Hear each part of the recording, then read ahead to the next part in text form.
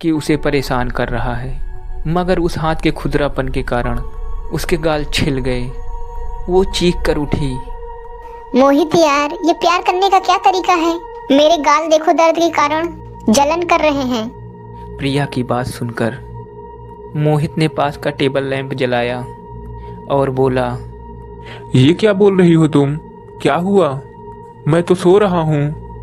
प्रिया हैरान थी, क्योंकि ये तो उसे भी समझ में आ गया कि वो हाथ मोहित का नहीं था। इसका मतलब कमरे में कोई और भी है। उसने तुरंत सारी कमरे की लाइट जलाई और पलंग के आसपास और पलंग के नीचे देखकर चेक करने लगी, मगर कहीं भी कोई नज़र नहीं आ रहा था। पूरे कमरे में हल्का हल्का सा धुआं हो रहा था और जलने की गंध आ रही थी।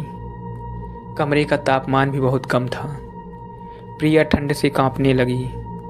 प्रिया, शायद तुमने कोई बुरा सपना देखा होगा। सो जाओ। ज़्यादा थकान के कारण कभी कभी ऐसा होता है।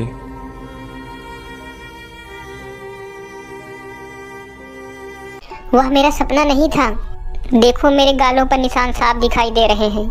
कहते हुए प्रिया ने अपना चेहरा आगे किया तो सच में उसके चेहरे पर उंगलियों के निशान थे।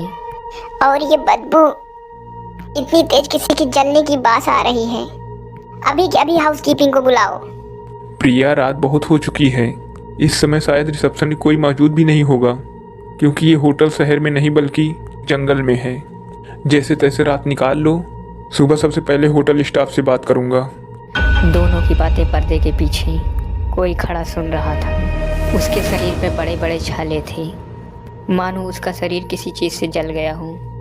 मोहित ने उसे प्यार से समझा के सुला दिया, लेकिन मोहित को नींद नहीं आई। वो बालकनी में खड़ा होकर सिगरेट पीने लगा। दूसरी तरफ प्रिया नींद में भी परेशान हो रही थी। लगातार उसके चेहरे के भाव बदल रहे थे।